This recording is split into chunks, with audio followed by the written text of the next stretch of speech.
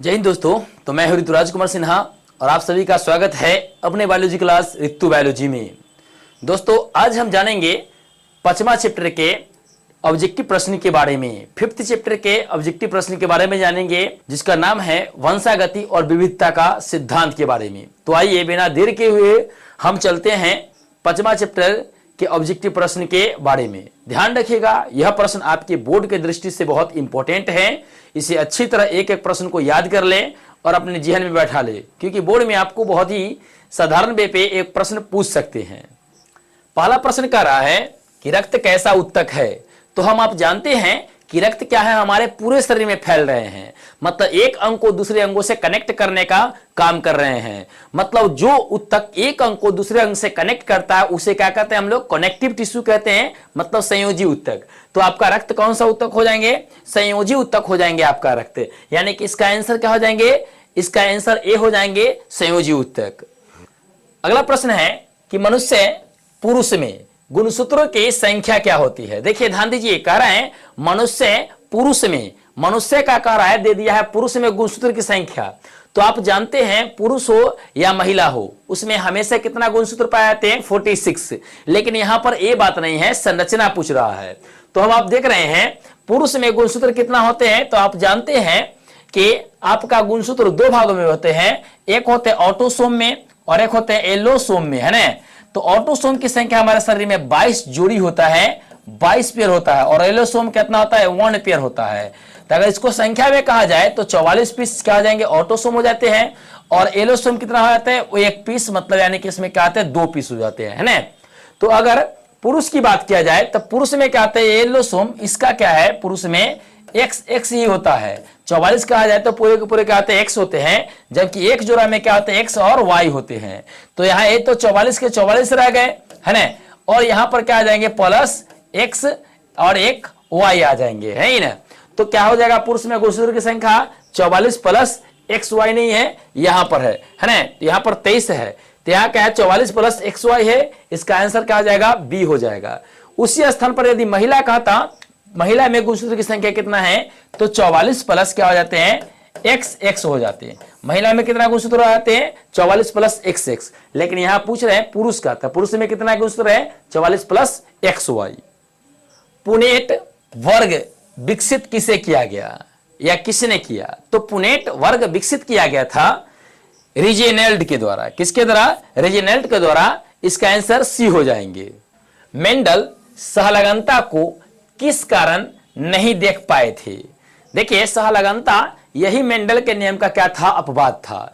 इसे मेंडल ने क्यों नहीं देखा था। तो देखिए हुआ था क्या कि कुछ जीन क्या थे, जंप कर रहे थे, मतलब अपने समजात गुणसूत्र, मतलब एक्स वाले गुणसूत्र पर जीन का अदला बदली कर ले रहे थे, मतलब जीन विनिमय कर रहे थे। इसके कारण क्या होता है, मेंडल ने इसको नहीं देख पाया था सहलगनता को। तो इसका आंसर क्या हो जाएंगे, जोन विनिमय, यहां पर क्या है, जीन विनिमय हो जाएगा, है ना। तो क्या हो जाएंगे, इसका आंसर ए। तो मेंडल ने सहलगनता को क्यों नहीं देखा था, जीन विनिमय, क्रॉसिंग ओवर इसे इंग्लिश में कहते हैं। क्रॉसिंग ओवर के कारण क्या क्या था, इन्होंने नहीं देख पाया था। हम आप जानते हैं कि मेंडल ने कितने नियम का प्रतिपादन किया था, 3 नियम का प्रतिपादन किया था। पहला नियम था प्रभावितता का नियम, दूसरा था पृथक्करण का नियम था, और तीसरा था स्वतंत्र अपव्यूहन का नियम।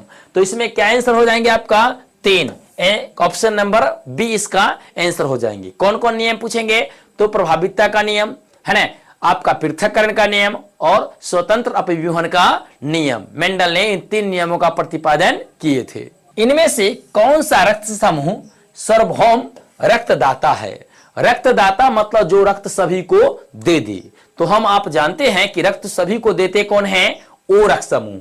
क्या हो जाएंगे इसका आंसर, ओ क्यों रक्त देते हैं, क्योंकि इसमें क्या आते हैं, ए बी एंटीबॉडी पाए जाते हैं, लेकिन कोई एंटीजन नहीं पाए जाते हैं। अतः यह क्या करते हैं, सभी को रक्त दे देते हैं, लेकिन लेते किसे हैं, लेते सिर्फ ओ से ही है।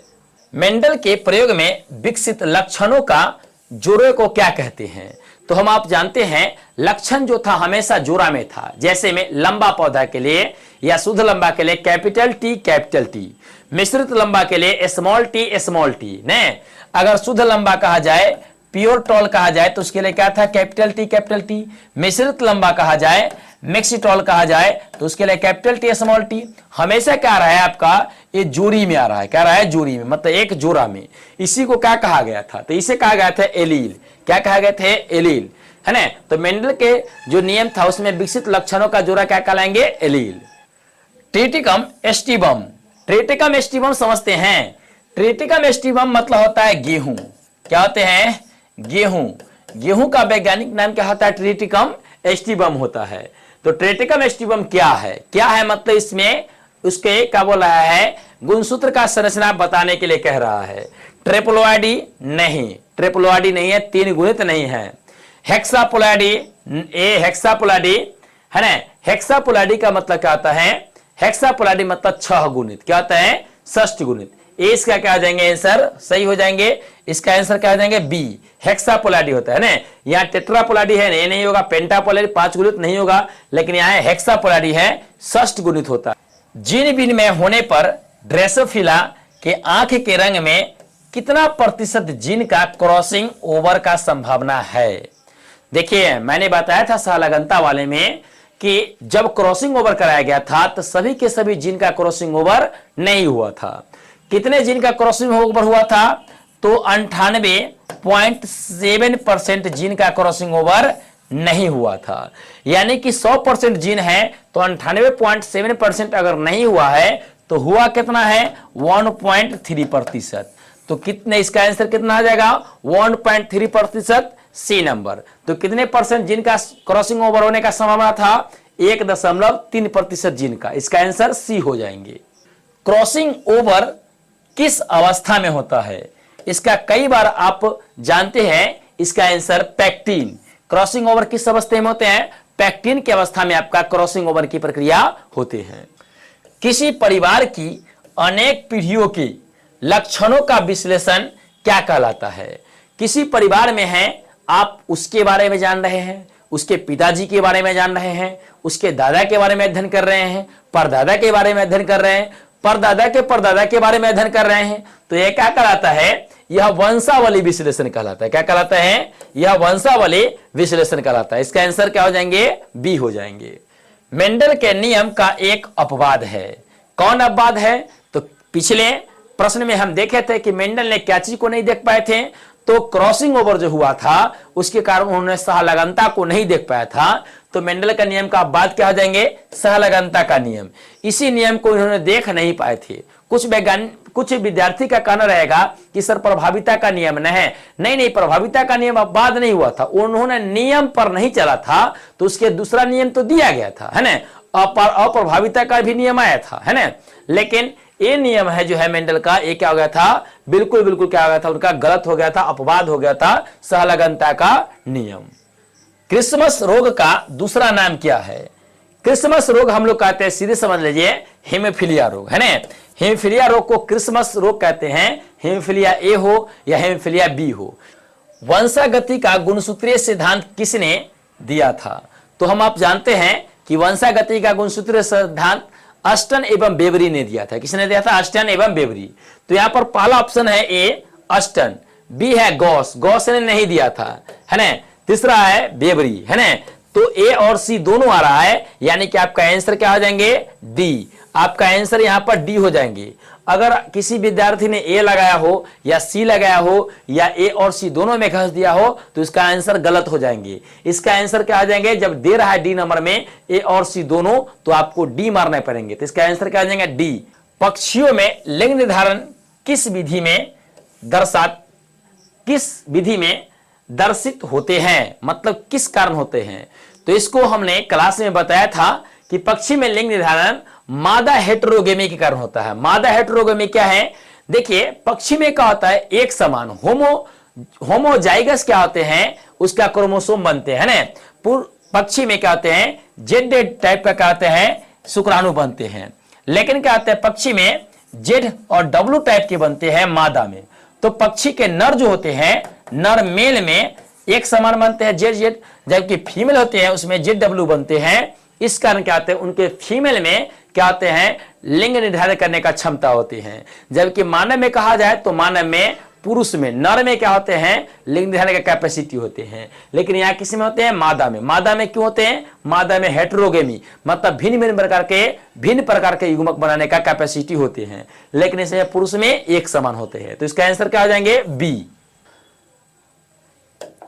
अगला प्रश्न कर रहा है, टर्नर्स सिंड्रोम में कितने गुणसूत्र होते हैं। देखिए टर्नर सिंड्रोम का, टर्न मतलब घूम करके पीछे आ जाना, मैंने बताया था घूम करके पीछे आ जाना, पीछे आना मतलब कम जाना, है ना।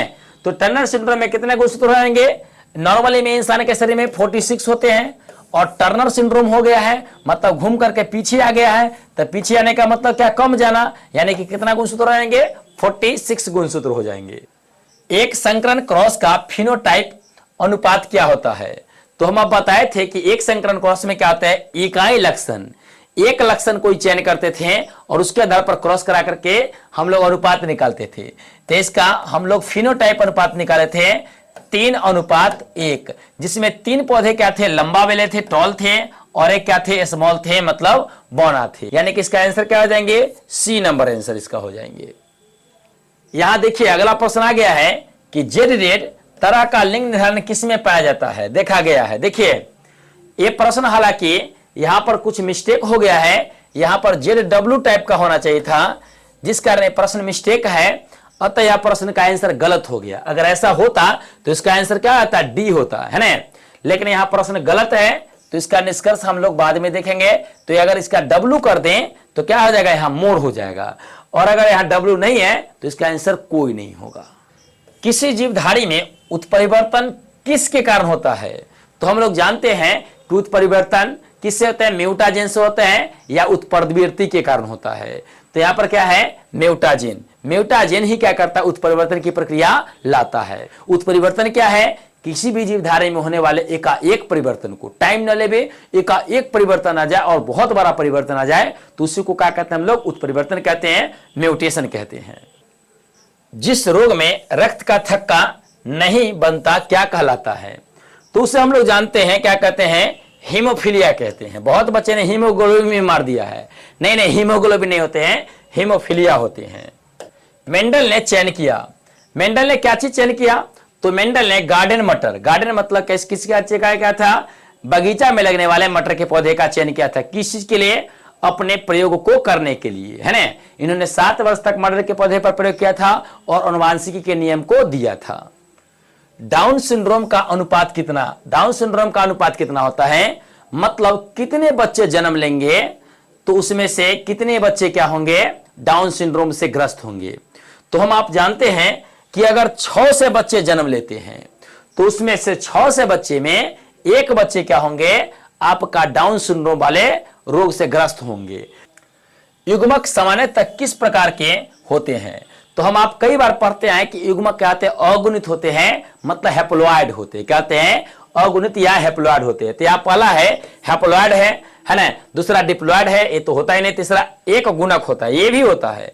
अगुणित को हम लोग हिंदी में एक गुणक कहते हैं। तो इसका आंसर ए और सी दोनों हो जाएगा, यानी कि इसका आंसर क्या हो जाएंगे, डी हो जाएंगे, ए और सी दोनों, यानी कि डी नंबर ऑप्शन। एक जीन जोड़ा दूसरे जीन के जोड़े को प्रभाव को दबा देता है, इसे क्या कहते हैं। तो इसे हम लोग सीधे समझ लीजिए, इसे प्रभावितता कहते हैं। क्या कहते हैं, प्रभावितता।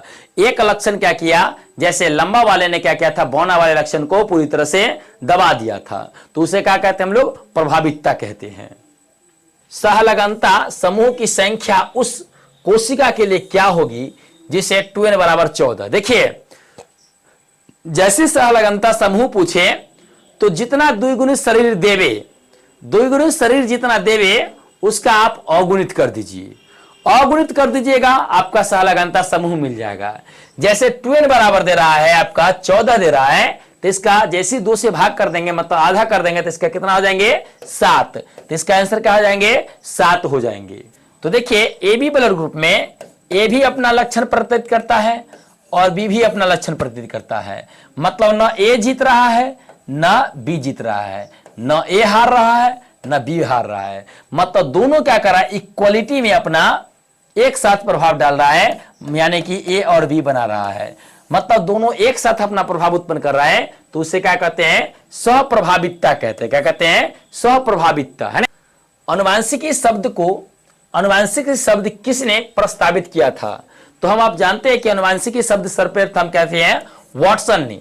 वाटसन नामक वैज्ञानिक ने क्या था? अनुवांशिकी शब्द को प्रतिपादित किया था। लेकिन अगर पूछेगा कि अनुवांशिकी का जनक कौन है, तो उसका जनक क्या हो जाएंगे? मेंडल भाई साहब हो जाएंगे, है ना।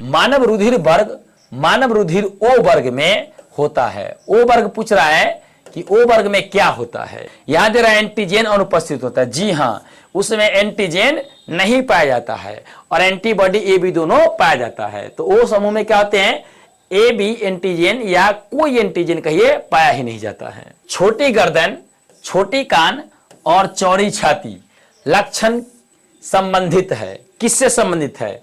तो देखिए XO गुणसूत्र वाली महिला से हेक्सापोलाइडी मतलब सहगुणित को सूचित किया जाता है। नहीं, हेक्सापोलाइडी कह रहा है तो हम अभी भी कह दिए हैं 6 गुणित। तो यहाँ हेक्सापोलाइडी दे रहा है 6 गुणित मतलब 6N। तो इसका आंसर क्या आ जाएंगे? D 6N। वर्ण अंधता में रोगी नहीं पहचान पाता है।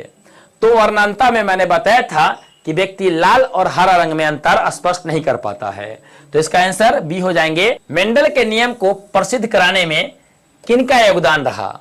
मतलब देखिए मेंडल ने जो नियम दिया था, शुरुआत में उनके नियम को किसी ने वैल्यू नहीं दिया है ना।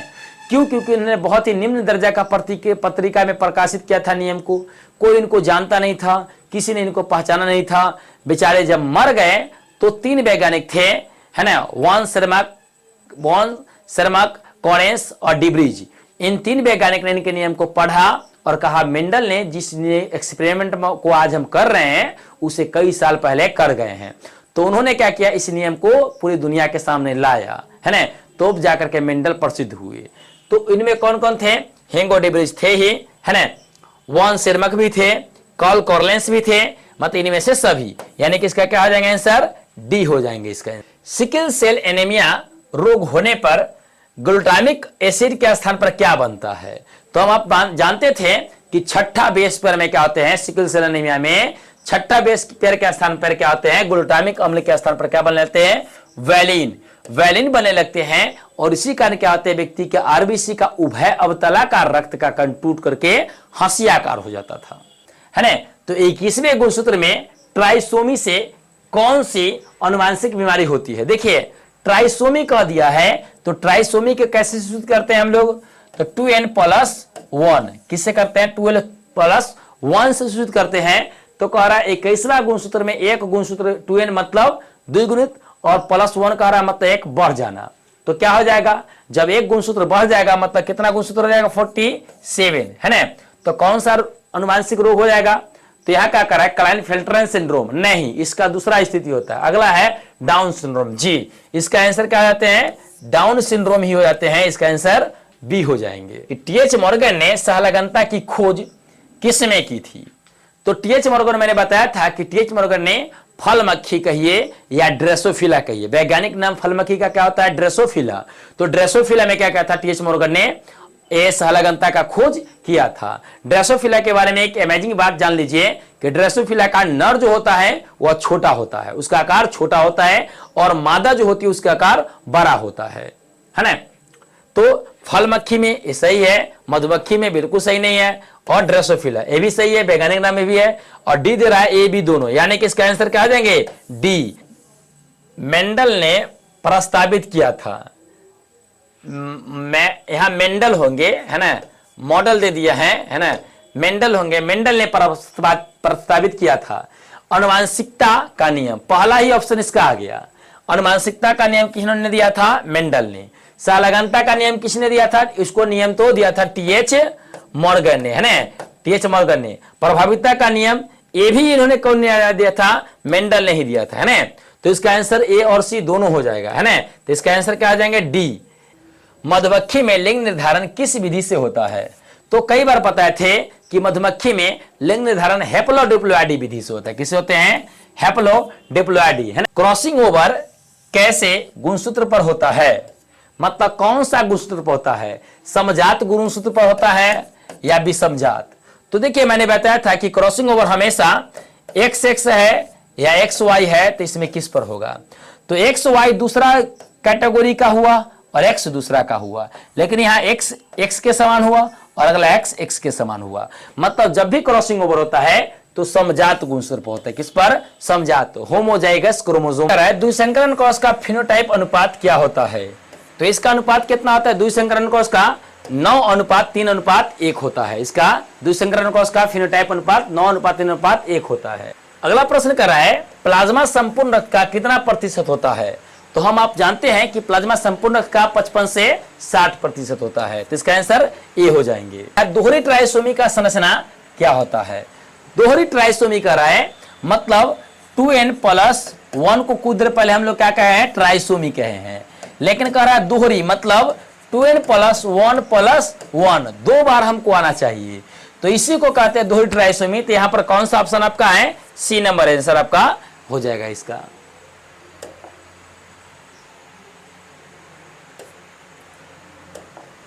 मेंडल ने अपने सिद्धांत का प्रकाशन किस में किया? वही पूछ रहा है, बता रहा है कि मेंडल अपने सिद्धांत का प्रकाशन किस पत्रिका में किया था? तो उसका उन्होंने प्रकाशन किया था नेचुरल हिस्टोरिकल सोसाइटी ऑफ ब्रून में। यह पत्रिका बिल्कुल निम्न दर्जे का पत्रिका था। और मेंडल, सवाल है कि उन्होंने इतना कमजोर पत्रिका क्यों चयन किया?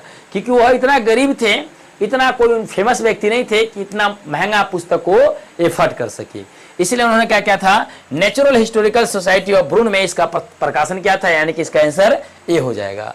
देखा आपने कि किस प्रकार से कितना आसान प्रश्न दिया गया था, जिससे आपने बिल्कुल आराम से किया होगा अगर आपने कुछ भी अध्ययन ठीक से किया था। कुछ प्रश्न फंसाने वाले थे, जिससे भी आप लोगों ने ठीक ढंग से किया होगा। एक प्रश्न आपके बोर्ड के लिहाज से बहुत इंपॉर्टेंट है, आपके बोर्ड में पूछेंगे। इसे अच्छी तरह से देख लेवे, अच्छी तरह से याद कर लेवे। अगर इस तरह के वीडियो और भी आप चाहते हैं तो चैनल को सब्सक्राइब करें और अपने दोस्तों में शेयर करें, ताकि वह भी इसका अधिक से अधिक लाभ ले सके। मैं प्रत्येक दिन इस चैनल पर इसी प्रकार का वीडियो लाता हूं, अतः इस चैनल को सब्सक्राइब कर ले और आगे भी इस वीडियो को देखते रहें। तब तक के लिए जय हिंद, जय भारत।